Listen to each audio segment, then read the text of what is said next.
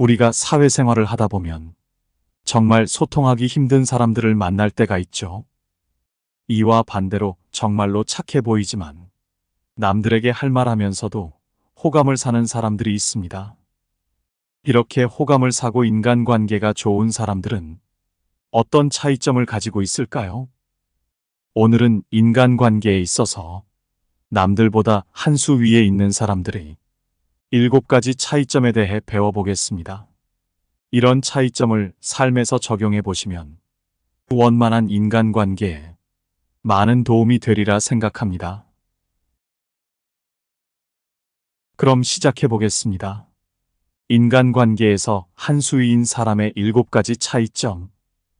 첫째, 선입견을 가지지 않고 열심히 듣는다. 우리의 삶이란 인간관계라는 틀 속에서 엮어가는 이야기입니다. 이 이야기의 완성을 위해서는 다양한 사람들이 등장하게 되죠. 좋은 사람, 나쁜 사람, 이상한 사람, 평범한 사람이 등장합니다. 나 또한 다른 사람들의 이야기에서는 좋은 사람일 수도 있고 나쁜 사람일 수도 있죠. 결국 인생이라는 한 편의 이야기는 나만 혼자 써나갈 수 없습니다. 좋든 나쁘든 등장인물들과 같이 가야 가치 있는 이야기가 써질 수 있지요. 이것을 인정해야 우리가 어떤 사람을 만나든지 선입견 없이 상대를 인정하고 같이 갈 수 있죠.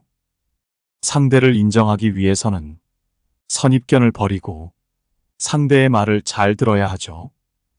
그런데 우리는 상대의 말이나 행동을 보고 판단하지 않고 자신만의 잣대로만 멋대로 생각하는 경우도 있습니다.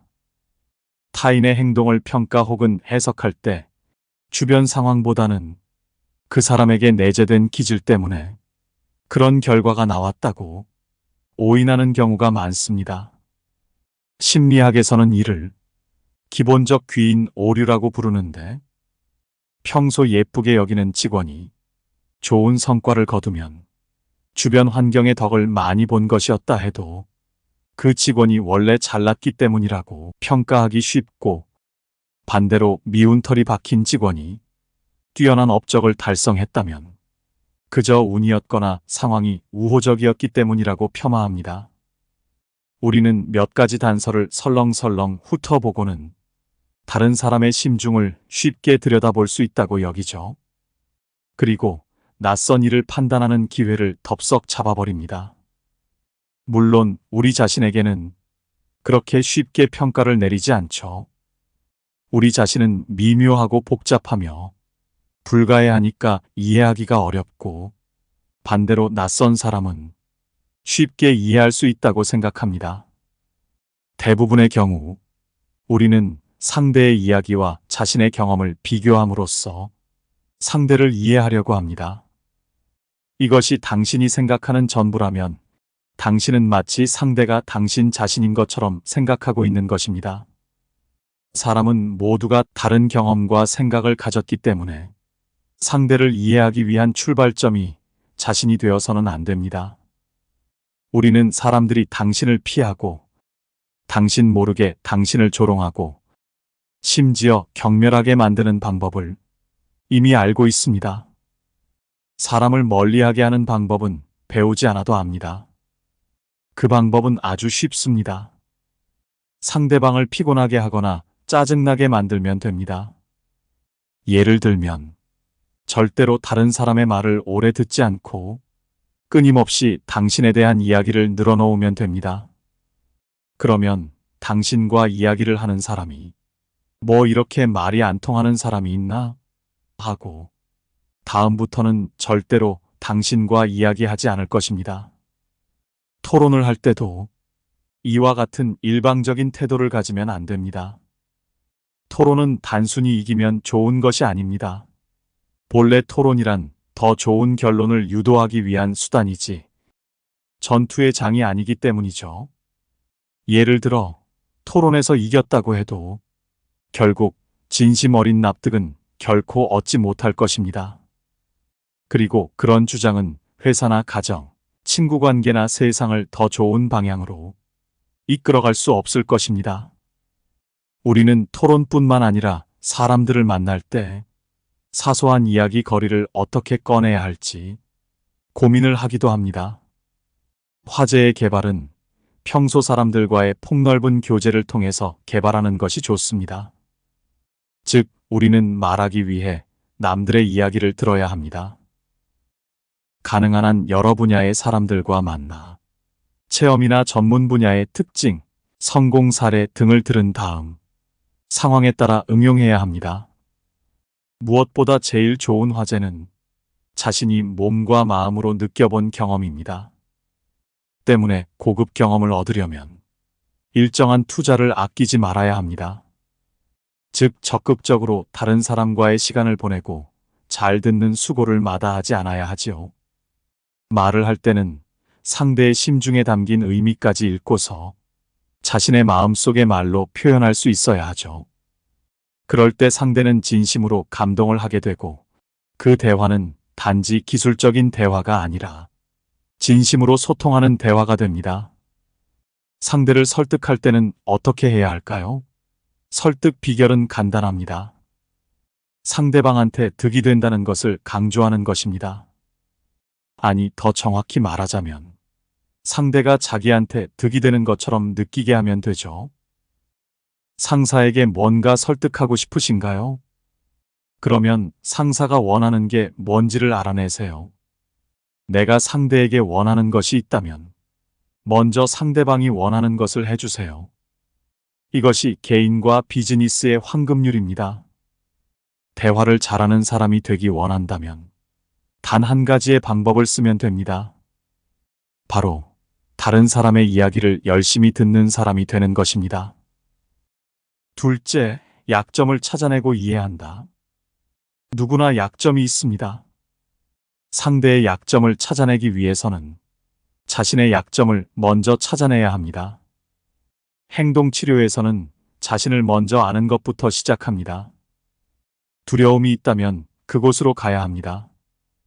그리고 자신의 약점에 맞서야 합니다. 화를 잘 낸다면 어떤 것이 나를 집어삼키는지 생각해 보아야 합니다.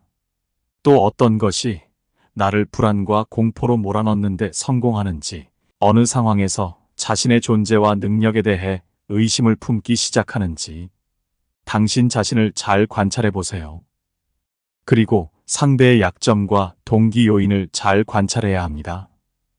상대방의 약점과 동기 유발 요인을 찾아내고 이해하는 것은 기업 세계에서도 똑같이 중요한 활동입니다.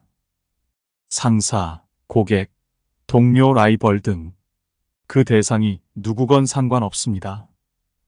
이런 지식을 확보하면 그 사람의 향후 행동을 예측하고 함정에 빠지지 않을 수 있을 뿐 아니라 상대방의 약점과 동기 유발 요인을 당신에게 유리한 쪽으로 이용할 수 있지요.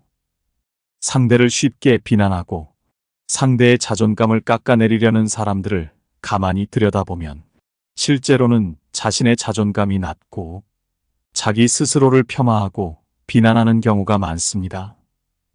즉, 타인과의 관계에서 나타나는 관계 습관은 자기 자신과 맺고 있는 관계 습관을 보여주는 것이죠.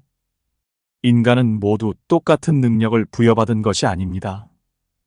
그리고 그 능력도 하나의 잣대로 저울질할 수 있는 것이 아니죠. 모든 인간은 자신만의 능력을 갖추고 있습니다. 때문에 좋은 리더가 되려면 상대가 능력을 발휘하도록 격려하고 기다려야 합니다. 늦게 능력이 발휘되는 사람도 많기 때문에 급한 마음으로 이 사람의 능력이 발휘되지 않는다고 선입견을 가지면 안 되죠. 협상에 있어서도 자신의 상황에 대한 파악이 중요합니다. 첫 제안을 먼저 할 것이냐, 상대의 제안을 받을 것이냐 하는 문제는 협상의 주도권을 쥐기 위해서 아주 중요한 것이죠. 하지만 그것보다 중요한 것이 내가 얼마만큼 알고 있느냐를 파악하는 것입니다. 정보가 없다면 상대의 제안을 통해 정보를 얻을 필요가 있고, 많은 정보를 알고 있다면 적극적인 제안을 통해 나의 입장으로 상대를 끌어와야 합니다. 상대방의 생각을 바꾸고 싶다면 그의 관심이 지금 어디에 쏠려 있는지 파악하고 상대방에게 선택하도록 요구한 기본적인 결정에 대해 상대방이 어떻게 생각하는지를 밝혀내며 왜 그가 그 결정을 하지 않는지 자문해 보아야 합니다. 이런 자문을 통해 나 자신에 대한 현재 상태를 파악하고 상대방을 정확하게 볼 수 있게 됩니다. 그럼 상대방을 가장 잘 파악하는 방법은 무엇일까요? 그것은 그 사람의 얼굴 표정, 행동을 관찰하는 것입니다. 사람의 내부 에너지는 그 사람의 얼굴을 만든다고 합니다. 얼굴은 얼이 들어있는 7개의 동굴 집합체의 합성어입니다. 그래서 얼이 빠져있는 사람은 입이 벌어지고 얼이 매서운 사람은 눈매가 예사롭지 않죠. 이렇게 사람의 성향을 알아가는 다양한 경로의 첫 단추는 사람을 만날 때 제일 먼저 보게 되는 얼굴에서부터 시작합니다. 얼굴은 거짓말하지 않기 때문입니다. 셋째, 상대방에게 호응해준다. 당신도 처음 만나는 누군가와 말할 때 그 어색함을 이와 같은 방법으로 해소시킬 수 있습니다. 먼저 상대를 편하게 해주는 것입니다. 그리고 그들 자신에 관한 질문을 해보세요. 그러면 상대방은 자신의 이야기를 하게 될 것이고 그 이야기를 들은 당신은 말할 소재가 생길 것입니다. 그리고 경청하는 당신을 보면서 상대방은 당신을 매력적인 상대로 생각할 것입니다. 왜냐하면 사람들은 자신에 관한 얘기를 듣는 사람을 좋아하기 때문입니다. 인간관계의 바이블로 알려진 데일 카네기의 인간관계론을 보면 이렇게 경청하는 것만으로도 상대방에게 호감을 얻는 사례들을 보여주며 인간관계를 좋게 하려면 말하기보다 경청하기를 강조합니다. 상대의 도움을 주거나 얻고자 한다면 상대방의 가치를 인정해 주어야 합니다. 진짜 가치를 표시해야 한다는 조언은 비단 비즈니스 분야에만 적용되지는 않죠. 이것은 다른 사람의 마음을 움직여야 하는 모든 일에 해당되는 얘기입니다. 중요한 보고서를 마무리해야 하는 동료를 도와주려고 한다면 이렇게 말하는 게 좋습니다.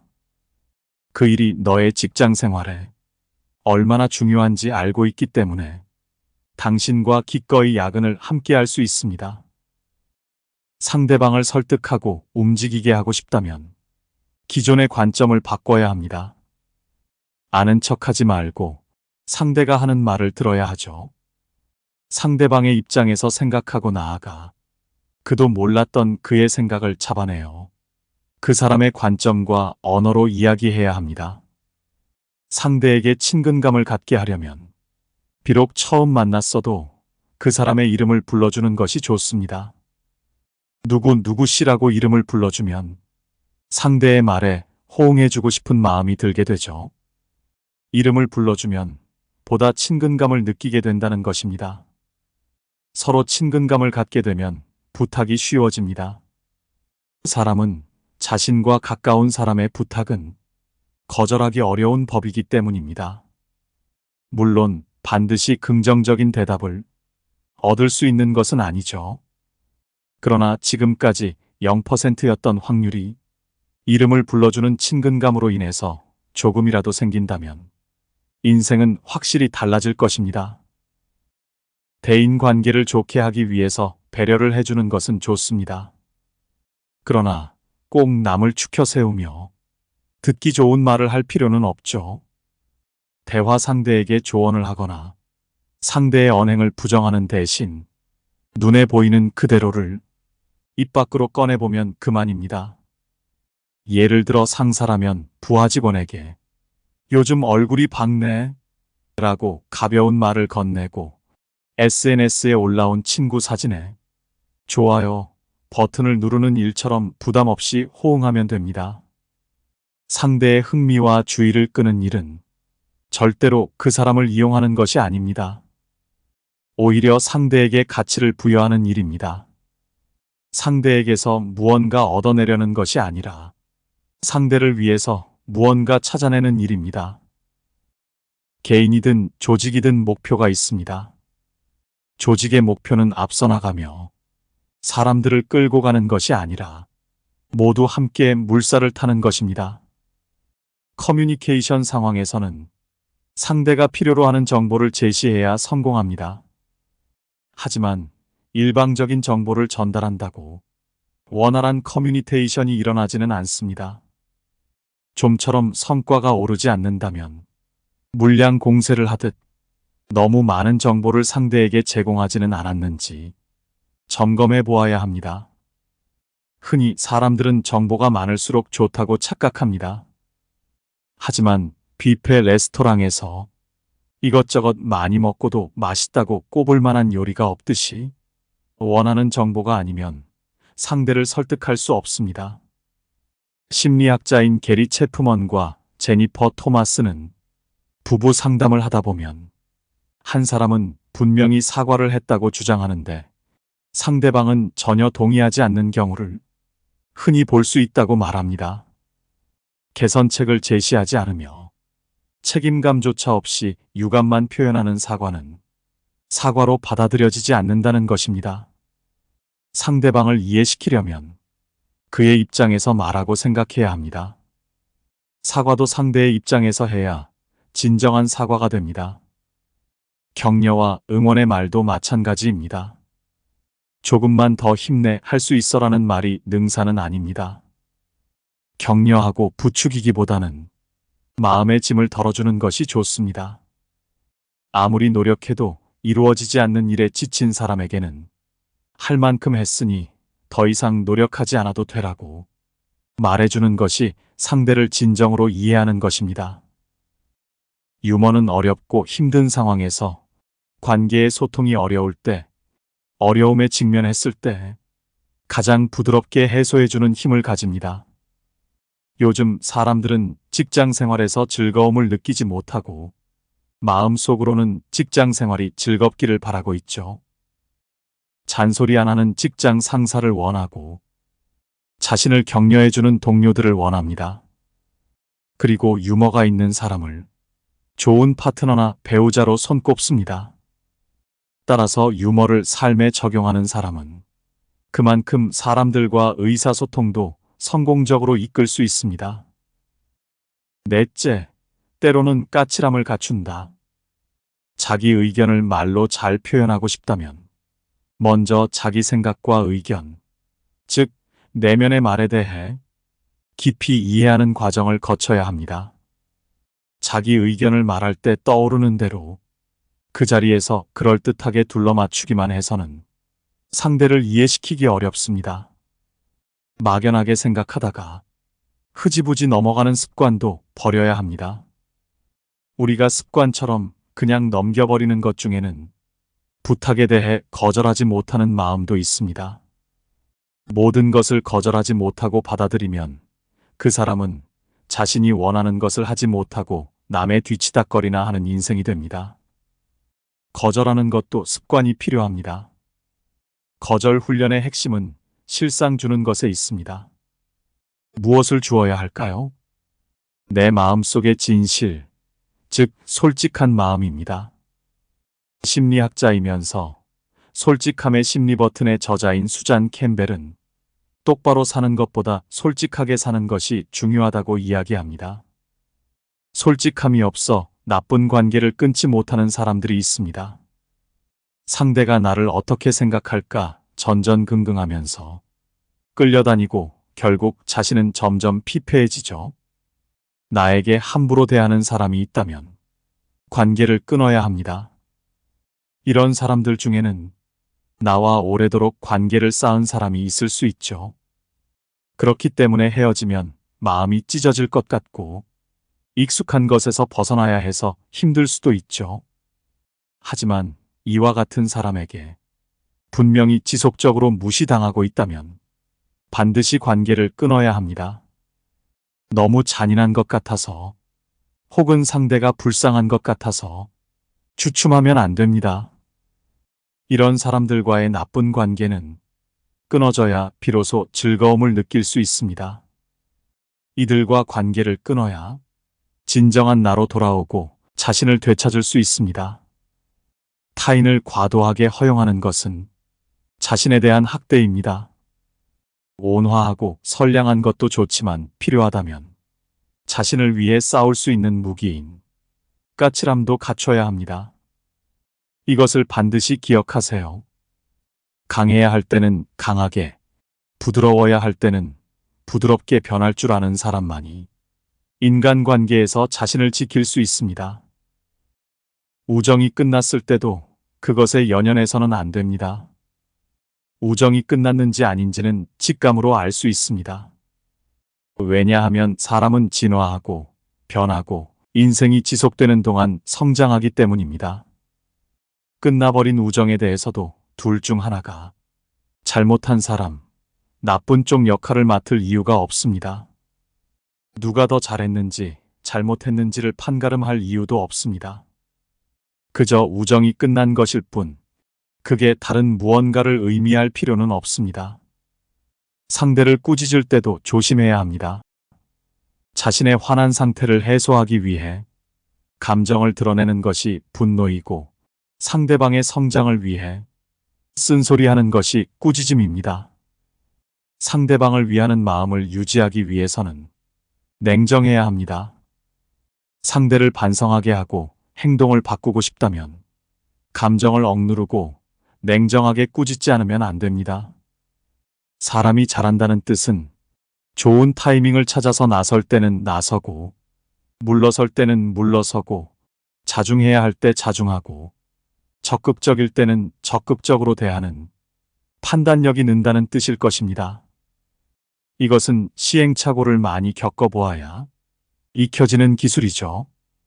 그렇기 때문에 사람들은 현재에 합리적이지 못하고 감정적일 때가 많습니다. 이런 사람들에게 충고하는 리더는 늘 욕을 먹습니다. 리더는 옳은 일을 하기 위해서 욕먹을 각오를 해야 합니다. 욕먹는 것이 두려워 일을 하지 않는 것은 무책임한 처사입니다. 하지만 사욕을 채우기 위해 욕먹는 일은 결코 해서는 안 됩니다. 미래의 큰 일을 위해 일시적인 비난을 무릅쓰고라도 일을 하라는 것이지 증오의 대상이 되라는 얘기는 결코 아닙니다. 종말잔존 효과는 주도권 싸움에서 중요합니다. 즉 주도권을 잡고 싶다면 마지막 멘트만큼은 누구에게도 뺏기지 말고 당신이 해야 한다는 것입니다. 이 방법은 특히 비즈니스 관계에서 당신을 적극적인 사람으로 각인시켜주는 효과가 있죠. 거절을 할 때는 그 일을 왜 해줄 수 없는지를 분명히 알려야 합니다. 그 다음에 가능한 대안을 제시해주는 것이 좋습니다. 즉, 거절을 할 때 명심해야 할 것은 첫째, 애매하게 거절하지 않는다. 둘째, 억지로 들어주지 않는다. 셋째, 이유와 대안을 제시한다. 이 세 가지입니다. 우리가 행동을 할 때 머뭇거리는 이유는 복잡하게 생각하기 때문입니다. 전략적으로 사고하는 사람은 결단력 있게 행동합니다. 전략적 사고는 단순화하는 기술입니다. 불평불만과 탄식을 늘어놓는데 시간을 허비하지 않습니다. 주저앉고 싶은 유혹에 넘어가지 않습니다. 복수와 시기심은 잊어버립니다. 겁이 많거나 의심이 많은 사람들은 피합니다. 위선적이거나 자신의 이익에만 집착하는 조언자들은 무시합니다. 복잡한 아이디어는 버립니다. 인간관계를 변화시키기 위해서는 좋은 관계를 만들기 위한 나의 변화와 그것을 받아들이려 하는 상대가 함께 호응해야 합니다. 피드백의 궁극적 목적은 개선과 변화에 있습니다. 제 아무리 뛰어난 피드백이라 할지라도 상대를 움직이지 못하면 무용지물입니다. 피드백은 멋이 아닙니다. 권위를 내세우기 위함도 아닙니다. 누군가를 비판함으로써 쾌감을 얻고자 함도 아닙니다. 쩔쩔매는 부하 직원들을 보며 우쭐함을 느끼고자 함도 아닙니다. 개선과 변화의 결과를 기대하기 어렵다면 피드백은 포기해야 합니다. 그리고 과감하게 그 사람과 단절해야 합니다.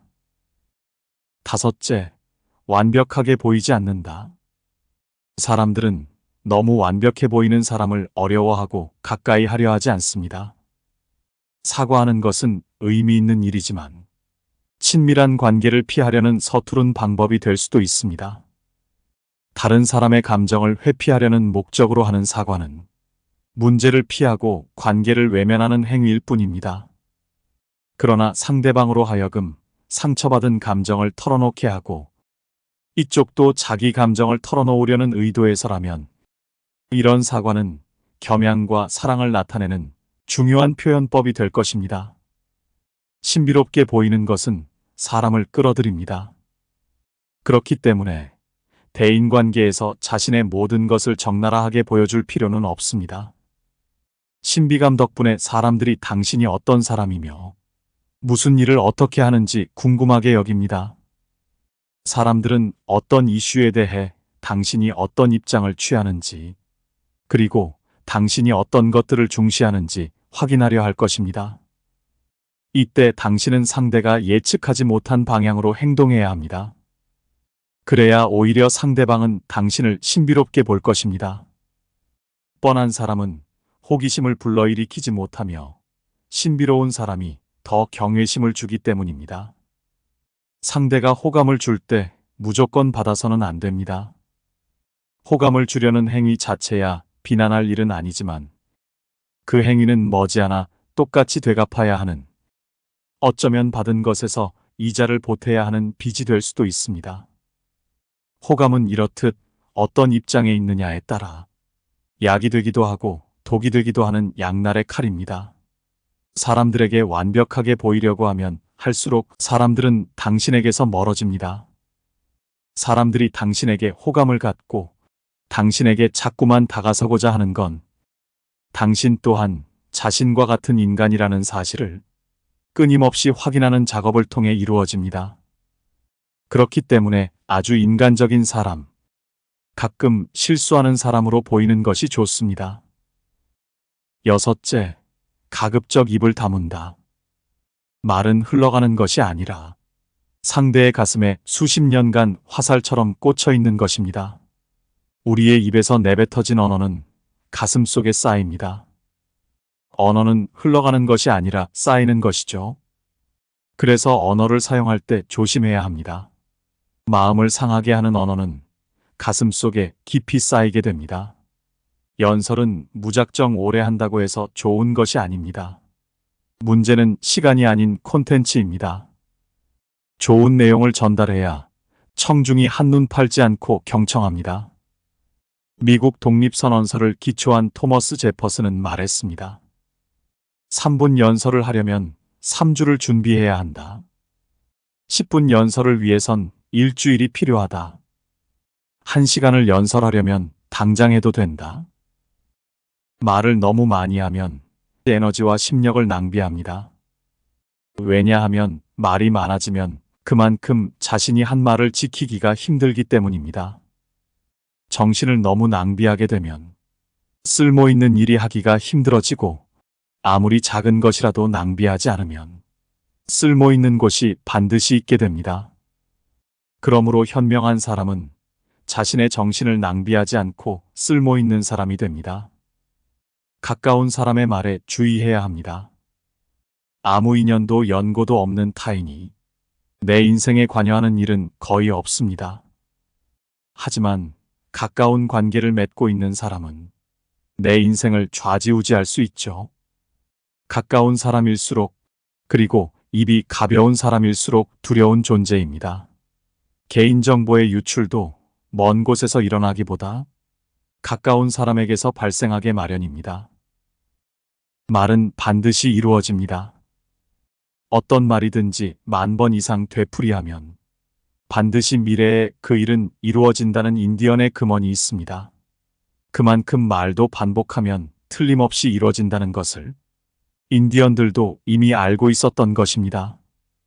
처마 밑에 주춧돌이, 작은 빗방울에 의하여 구멍이 뚫리는 것은 우리가 익히 봐서 잘 아는 일입니다. 좋은 말은 작구해서 더 좋게 만들고 나쁜 말은 입을 다물어서 없애야 하는 것입니다. 협상이론에서는 클린턴 같은 침묵을 두고 전략적 침묵이라 합니다. 일부러 입을 다물고 침묵을 지킴으로써 협상에서 유리한 고지를 점령하거나 상대 혹은 대중의 마음을 움직이는 고차원의 전략인 것입니다. 지도자로서 리더십을 발휘할 때건 협상 테이블에 앉아 있을 때건 간에 때로는 명연설이나 달변보다 수수께끼 같은 침묵이 더 큰 효과를 발휘할 때가 있습니다. 침묵과 순발력, 어울리지 않는 조합 같지만 제때 입을 다무는 기술도 순발력의 일환입니다. 우리는 종종 화를 내는 사람을 만나곤 합니다. 그 사람과 대화를 해야 한다면 우선 상대가 화를 내게 내버려 두어야 합니다. 화가 나서 미쳐 날뛰는 사람의 귀에 무슨 말이 들리겠습니까? 그런 사람과 무슨 이성적 대화를 나누겠습니까? 그는 지금 아무리 그럴듯한 설명이나 이유도 받아들일 마음이 없지요. 그러니 한 발 물러서세요. 입을 다물거나 설사 대답을 하더라도 최소한으로 줄이세요. 7째, 좋은 태도를 가진다. 사회에 나가면 참으로 다양한 사람이 있는데 그 사람들이 하는 말과 행동에 일희일비하기가 쉽습니다. 인정머리 없게 말하는 사람도 있고 일방적으로 감정적인 비난을 퍼붓는 사람을 만날 수도 있습니다. 이럴 때는 받아들이다라는 말에서 받아만 놓고 들이지 않으면 됩니다. 크고 작은 차이만 있을 뿐이지 누구나 기분을 드러냅니다. 내 기분은 내 선에서 끝내야 하는데 나도 모르게 겉으로 드러납니다. 하지만 기분과 태도는 별개입니다. 내 안에서 저절로 생기는 기분이 스스로 어찌할 수 없는 것이라면 태도는 스스로 어쩔 수 없는 기분과 다릅니다. 좋은 태도를 보여주고 싶다면, 소중한 사람에게 상처 주고 싶지 않다는 마음만 있다면 우리는 충분히 태도를 선택할 수 있습니다.